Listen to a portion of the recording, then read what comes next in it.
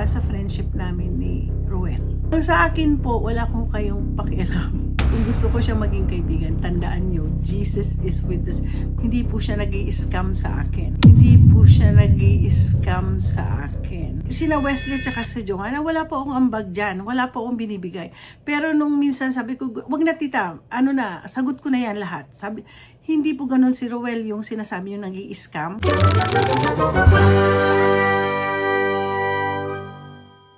Hello, magandang tanghali sa inyong lahat. Ako po ay nagbabalik sa aking pag-share ng Word of God, which is the very reason why I am vlogging and I'm using this tool to spread the Word of God. So anyway, shout out sa mga client ko na naging subscriber ko. Yung isa kanina, hanggang umaga, minapanood niya talaga ako. Tinatanong nila ako, ba't ka galit? And as kinento ko sa kanila na at saka kilala kasi po ako ng mga client ko na hindi po ako ganun, you know, whatever the other people are saying about me, it's so different from what they see me na, even my old friends in back home in the Philippines. So, makakatuwa. You know, people judge you right away when you do something, you know. Ganun din naman kay Jesus Christ, di ba? Remember, Jesus was with the sinners. Okay? Tandaan nyo, Jesus was not with the rich people. Jesus was not with those righteous people. Jesus was not those well-to-do people. Jesus is with the sinners. He is with the sinners. Tandaan nyo yan, ha? Huwag nyo kakalimutan. So, don't judge people when there are... One time din po, nung bata ako, I was accused, kaya nagagalit ang mami ko. Kasi yung isang uncle ko, nakita ako sa daan. Kasi yung friend ko, kapitbahay nila, yung kabaret. Okay? Yung, alam niyo kung ano yung kabaret? Yung mga aliwan. Anyway. Natao, naghihintay po ako ng tricycle. Doon po ako naghihintay sa tapat ng kabaret. Abay, nakita ko ng uncle ko, nagsumbong lalo na sa nanay ko. Ang tatay ko, it's okay. Yung tatay ko has a very broad mind. Mami ko, I didn't say na mami ko malit ang pag-iisip. Ang mami ko kasi pag nakarinig, kapatid niya yung nagsabi. Abay, pagdating ko sa bahay, nakaganon na siya. Saan ka galing? Ginagnon ako. So, akala niya, sabi ko, Mami, I just want to thank God for giving us parents who are very understanding. At first, siyempre, papagalitan ka niya, lalo na mami ko madaldal. Pero, sabi ko, Mami, sandali. Nakakatuwa. Alam mo yung kanina umaga, meron akong anak ng isang kliyente ko. Naku, ibang-iba pala ang Gen Z. So, yung kami, iyak din ako kasi takot pinagalitan. So, sabi ko, sumba ako sa daddy ko. Sabi ko, Daddy, ba't hindi ako pinakinggan ni Mami? Nakita lang po ako ng tito ko sa tapat. Kaibigan ko, kapitbahay. Hindi po ako doon kasi mas maraming tricycle. Hindi ako makikita ng tricycle pag nandun ako sa tapat ng bahay ng kaibigan ko. So, doon po ako sa may bandang ng kabaret. So, yan na po. Judgment. Hindi porket kayo po ay nakadun kayo sa ng mga hindi magaganda, ganun na po kayo. Sinasabi lang, tell me who your friends are and I'll tell you who you are. You tell me, but you got to investigate first what kind of a person it is. And always, ito na nga po, sinasabi ko, you got to first know the person before you judge. All the more you commit sin for judging. So, nakakatuwa, nagkikwentuhan kami ng mga kaibigan ko kasi mga kaibigan ko, sabi ko, tell me who you are and I will tell you to your friend, who your friends are and I will tell who you are. Hindi alam nung taong nag-judge sa akin yan, na ang mga kaibigan ko, mga pastors, mga prayer warriors, handaan nyo, sasabi ko again, Jesus Christ was with the sinners. So, ito isang question ko. How do you serve God? May mga taong serving God. Alam niyo po, isa sa mga saludo ako sa isang kaibigan ko. Alam mo actually, na-prophesy ko yan nung magkakasama kami ni Pastor Noel, nung binata pa si Pastor Noel, member kami ng young adults pa noon. Tapos nagpakasal sila ni Manay Dina. So, sabi, nung mag-asawa na sila, nako, sabi ko, kapatid, may nafe-feel ako sa iyo. Magiging pastor ka. Kasi trinetry na po kami ni Pastor Chito noon. So, nung sabi sa akin ni Dina, Manay, wag mong sasabihin yan. Ayoko maging pastor's wife. Bakit? Ako nga gusto ko maging pastor's wife. Naghahanap talaga ako ng mapangasawa ko, pastor. So, I wanna serve God. Really. Pero, ang plano ng Lord, hindi serving Him, not through that kind of ministry. More on the mission. At, ang plano ng Lord is gagamitin ako ng Lord, a channel of blessing. Okay? So, ang ano lang po kasi nito, nakakatuwa din, ang asawa ko din is also a giver. Oo. Mahilig po siyang tumulong. Kaya mahal din po siya mga kaibigan niya, mga puti na kaibigan niya. I've seen his heart so much. Tapos ito nga si Manay Dina, she is a pastor's wife. She sees to it na hindi po siya gagawa labag sa pagiging asawa ng pastor. So, if you are just like presidente or leader, tapos ikaw ay wife, you're gonna be taking care of everything sa church, right? So, kasi serving God is not, kung nga rin mag-asawa kayo, you got to be two together. Okay? So, kailangan you give good name sa pastor. Ikaw parang ikaw rin ang Holy Spirit sa pastor. Hindi naman perfect ang mga pastors eh. You know? So, kaya marami akong kaibigan, guys. Shout out. Hindi ko alam kung nanonood sila pastor. Si Pastor Mel, yan. Kapatid. Yan. Yan nanonood yan ng aking mga vlogs. Si Pastor Mark, sila ni Sister Rachel, pupunta sila sa Kenya for mission. Oh. Yan, sina Kuya Lindon, at saka si Ate Presi. Mga yan, mga pastor yan, na ang asawa nila, nandun sila magkasama talaga sila to serve God. Kaya, kung if you are a pastor's wife, you got to serve God cleanly. Oo, huwag kang gagawa ng hindi maganda. So ngayon, ibig sabihin ng serving God involves loving Him wholeheartedly, obeying His commands, and expressing that devotion through acts of love, service, and faithfulness toward others. Hey, faithfulness towards others. Okay? Hindi towards a few. To everybody. Understanding the meaning of serving God. Serving God is a lifelong commitment that shapes priorities, values, and purpose. It begins with recognizing God's sovereignty and responding with gratitude, love, and trust. Scriptures emphasizes that authentic service flows from devoted heart, not merely outward rituals. Ibig sabihin nito, yung sabi ng scripture, authentic service flows from a devoted heart. Devoted. Ano ba yung puso mo? Kung ikaw ay you want to serve God, what is your heart for? Not merely yung marami kang ritual, nagpaparitual-ritual kayo. Marami nga po minsan na di-discourage ako na isang church na sila may ritual pa sila na it's easy to be with God. All you need to do is read the Bible. Just go whatever Jesus was saying. Okay? Oo, wag lang ritual. At saka wala pong leader. Alam mo, you're a leader na binigay ng Lord. Tandaan mo, ang pinakamalaking leader ang Panginoon pa rin. So, Jesus taught, love the Lord, your God, with all your heart, and with all your soul, and with all your mind. Matthew 22 verse 3 to 7, linking love for God and love for others.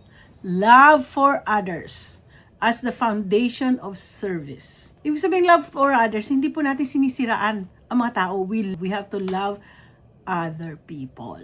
Hindi natin dapat po sinisiraan ang mga ibang tao. Key principles of serving God. Number 1, obedience and alignment. Serving God involves aligning thoughts, actions, and speech with His standards demonstrating integrity, love, and godliness. Deuteronomy 10 verse 12 to 13, Galatians 5 verse 13 to 14. Obedience is a faithful response to God's guidance, not a burdensome task.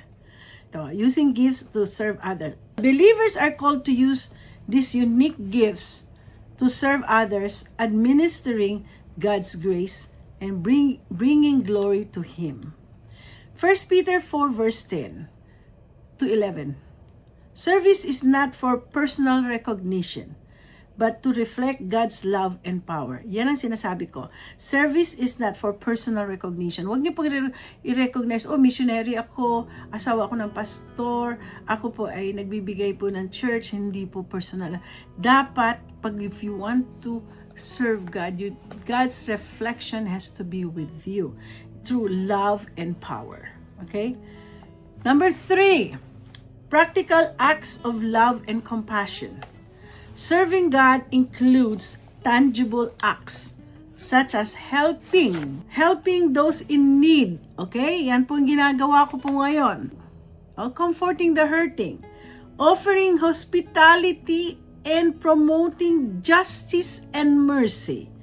James 2 verse 14 to 17, 1 Peter 4 verse 9. Hanapin po nyo yung mga binibigay ko sa inyong verses because those are the truth, those are the proof na that's what God wants us to do. Hindi po tayo basta gagawa tayo ng kwento, sisiraan yung mga tao, hindi po. Bago ka magsalita, everything are all in the Word of God. Nandyan po ang tamang tuwid. Nasa tamang daan po kayo when you speak about the Bible verses. Sabi dito, historically, Christians have expressed service through hospitals, schools, and relief organizations. Yan po, relief organization, yung Angat Buhay talaga, yan ang isa sa mga gusto kong suportahan. Number 4, joyful and faithful service. True service is motivated by love and joy and not obligation. Dapat masaya po tayo. John Piper emphasizes that serving God means receiving His supply by moment, trusting Him to provide what is needed for every act of service. 1 Peter 4 verse 11, Acts 17 verse 25. Last is proclaiming the gospel. That's what I'm doing. Serving God also involves sharing the message of salvation through Christ, reflecting His transformative power and His historical truth. Mark 16 verse 15. Yun na nga po.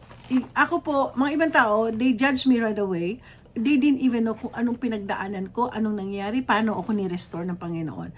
So, ako ngayon, it does not make me stop.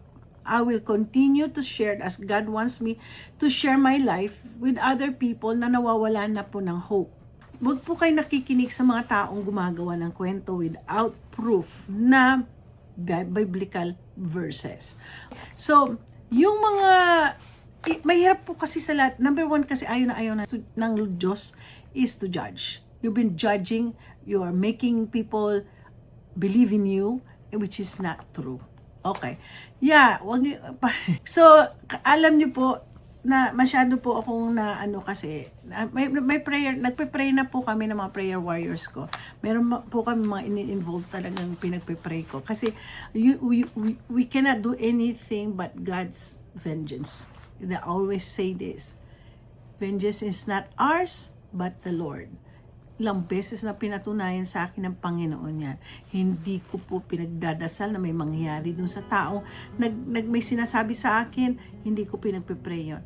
Natataon lang, ang prayer ko kasi is, God will make these people obey. Yun ang prayer ko, na mag-obey sa Panginoon, na mag-serve. Kasi ako po, naniniwala pa ako, only God can change a person. You cannot change a person. No matter, siraan nyo yung tao, no matter may gagawin kayo sa isang tao, But God is the only one who could change as long as you are being prayed. So I'm starting to pray for some people that they will obey God. Kasi mahirap po eh. With this social media, madali po kayong sisiraan ng mga tao. At I'm so happy naman yung mga naging mga subscriber ko na kliyente ko, mga nurses. Text sila sa akin ano nangyari. So, ay naku, hayaan mo na mga yan. All we know is we know who you are. So, next time, ang aking topic is practical ways to serve God. Okay? Let's just learn how to serve God. Hindi po tayo lip-sync service. Dapat totoo nasa puso. Anyways, so if you really wanted to serve God, do the right thing. Devoted heart. At saka po, ako po ay may papakita sa inyo. Kanina po, nagpunta kami sa Trader's Joe, yung mga taong lokong-loko sa ito. Lokong-loko sila. Opo, sa totoo lang, yung mga staff ko, kaya wala po sila sa opisina. Pero at least meron pa rin maraming kliyente, pero may mga, kaya lahat ng mga kliyente ko, ang mga staff ko alam nilang dapat gawin. So anyway, nagpunta sila doon kaaga-aga. Sa Monday, maaga din ako, pero malaki daw yun. Mura lang po ito, $2, mga $3. Pero bumili po ako sa Amazon, utang na loob, $30. Bumili po ako. Ito, pero limited lang for 4 people. Sa tingin ko si Mariter, kumuha na rin siya. Ang ganda ng ano no, oo. Naglabas na po sila. Sabi nila next week maglalabas sila uli. Nakakatuwa mga Amerikano, nagtataka bakit loko-loko kaming lahat sa bag ng Trader Joe's. Sabi ko trending yan sa Pilipinas. Yung pamangkin ko every week daw siya pupunta bumili para pag uwi niya may dadala siya para sa nanay niya. So anyway, so yan po. Ang last word ko lang po marami pong gustong sumira sa friendship namin ni Ruel. Sa akin po, wala kong kayong pakialam. Kung gusto ko siya maging kaibigan, tandaan nyo, Jesus is with us. Kung you're accusing Ruel as a sinner, pero alam mo hindi, kapatid ko sa Panginoon to nakita ko puso niya. Ako na lang po ang sinasabi, hindi po siya nag-i-scam sa akin. Ako mismo ang nagsasabi sa kanya na, Ruel, itong tulong ko, ako nagbibigay. As minsan sabi niya, wag na tita. Sabi niya, wag na, sobra na to. Sina Wesley tsaka si Johanna, wala po akong ambag dyan. Wala po akong binibigay. Pero nung minsan sabi ko, wag na tita, sagot ko na yan lahat. Hindi po ganun si Ruel yung sinasabi niyo nag-i-scam. Hindi po, ako kasi accountant po. Sabi ko sa kanya, you got to keep a record. So yun naman ginagawa nila. May records po sila. So, sa mga few people that is trying to put him down, we're praying for you. Don't forget, we are praying for you. Instead, we hating you guys, we are praying for you. At sa mga tao pong gumaling na, tandaan ninyo, kung gumawa kayo ng masama, babalik po sa inyo yan. Okay? Sa mga taong naninira, lalo na sa akin po, sinisiraan po ako na i-hate daw ako. Mukha ba akong ka-hate-hate? May mga taong hate sa akin, pero anyway, it's okay. Do whatever you wanna do. I don't care. Again, I'm saying I don't care. So don't forget to like and subscribe, and always serve God with all your heart, with all your devotion. You devote your heart to the Lord, not to other people. Okay? Don't forget to like and subscribe. Thank you.